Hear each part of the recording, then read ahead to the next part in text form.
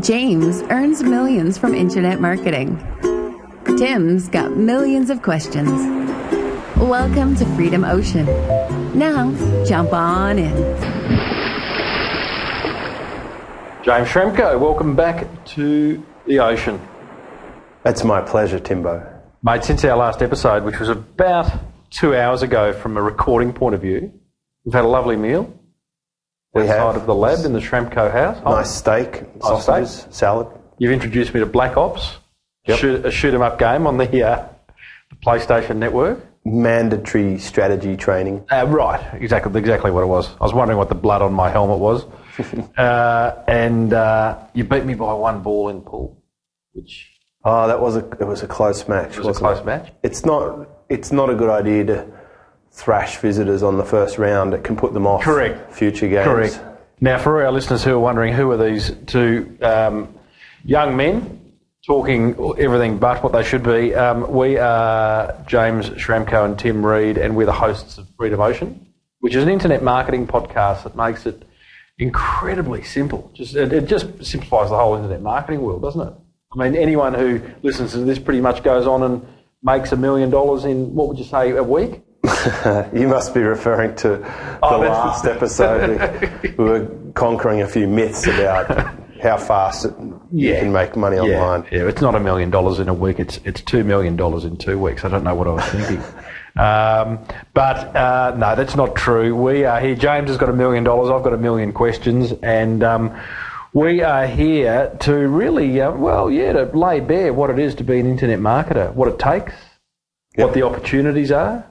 And in fact, this episode, James, we are going to lay bare what the internet marketer's toolbox looks like. Right, this should be interesting. I reckon it will be. It'll be a bit of a break from what we've been doing, which is exploring business models and answering listener questions and exploring a whole lot of facets of internet marketing. But this is about, what you need.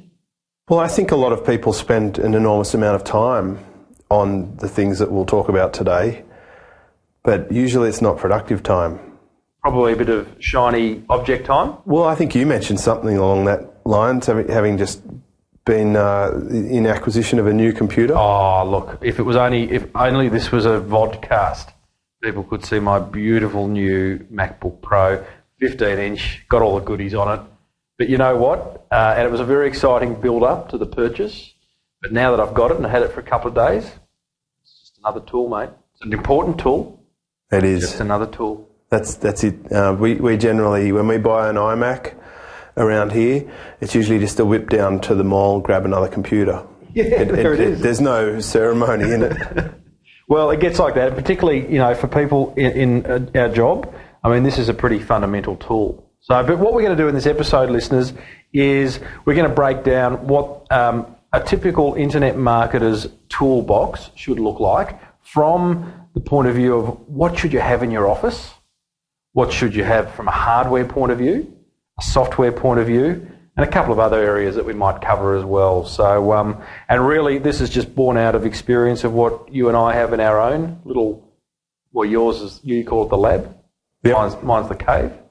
I just named it that, so I'll have to remember that and refer to it each time. But that's, it's the things, and, we've both probably been guilty of buying stuff you just don't need. And the classic example are iPhone apps. Maybe because they're so cheap and there were so many of them. Yeah, I'll buy that. You don't use them. Yeah, I don't think I bought too many things that I don't use. I'm probably more frugal on stuff now. Maybe a few years ago I bought too many software items, especially things like e-cover creators, and then I realised, hang on, I shouldn't be even making e-covers. I'm nothing like a designer. This is stupid. Yeah. So I uninstalled all this crap from my computer. Yep. Okay. Well, why don't we bounce the ball and start talking about what one should have in their office? I think we should talk about the office itself, actually. Okay. When I started out online, I actually had a full-time job, so I would actually take my laptop from my computer cupboard, which was sort of near, my shoes and stuff, and I would drag it out with a 20-metre cable to the dial-up connection. Oh, the old dial-up. And I'd sit there on my couch trying to learn how to build a website while we're watching TV shows at night. And it was pretty tough. So what I suggest people do is create an area where you can have your computer set up all the time. So a separate workspace. Since I had a separate workspace, which was, I sort of went hardcore once when we moved house. I actually took over one of the rooms as the office. And that made a huge mental difference to have the computer, the desk, and eventually start building out the equipment in that space. That's the space I went to build my business. And my wife would come into the office, she'd open the door, she'd say, "Are we rich yet?" And I'd say, "No, not yet." Not yet. But I'm working on it. And she'd say, "Well, you're spending an awful lot of time on the computer. I hope it's all going to work out for us." But over time... Nice little bit of pressure there by... Huge pressure. And mostly pressure on myself. I just couldn't believe how hard it was. And over time, as we moved houses, we increased the space for our computer thing. Until now, the central part of a housing decision for us is where's the lab going to be, and then the rest of the house falls around that. And that's why the lab always gets the best room in the house, because I spend a good portion of my time in the lab, and I want it to be a really effective workplace. Mm-hmm. Yeah, okay. Interestingly enough, I would have said natural light's an important thing. Your lab, I mean, you've got one large window there, but not too concerned about the whole natural light? Well, I'm not in my lab, 10 hours a day. Mm. I'm outside a lot, or I'm in other rooms with natural light. So it's really not a concern. But I do have a very large natural light window during the day. Natural light window being a tautology.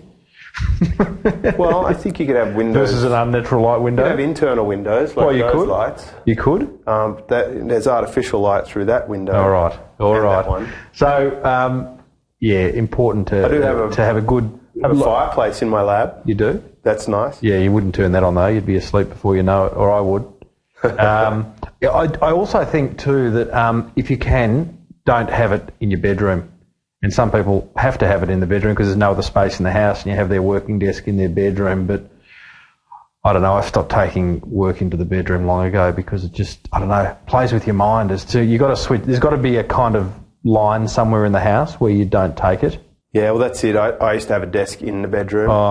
It was hard. Yep. The biggest problem, of course, is partners and spouses. If you're trying to do something and then it's bedtime, yep. The headphones go on, the computer lights, it doesn't work. Tapping away on the keyboard. You're better off to have a separate place, and I can tell you productivity will be enormously different. And when you go fully professional and your business revolves around your lab, then people actually adjust around it. Yep. They'll work around the lab. The lab should be considered the hub of the business. Yep. Okay, let's talk about furniture within the lab, within your office space. Let's call it the office space. And I am a big one for a good chair. Yep. I get a terribly sore back spending too much time, and I do think it's too much time on the computer. I've developed, believe it or not, bursitis in my right shoulder simply because of the constant mouse work. I'm yet to find actually a really good mouse, an ergonomic mouse. I think the Apple Magic Mouse, which I use, is a great mouse, but the mouse itself it's a very unnatural position for the human body because you're kind of suspending your arm, just your arm and your hand just a little bit above the desk. Well, I used to have those heavy wireless mouses, and they were no good. I went to the really light Microsoft one. Yep, that's the only thing of Microsoft I like. Mm-hmm. They have a very light mouse with a cord.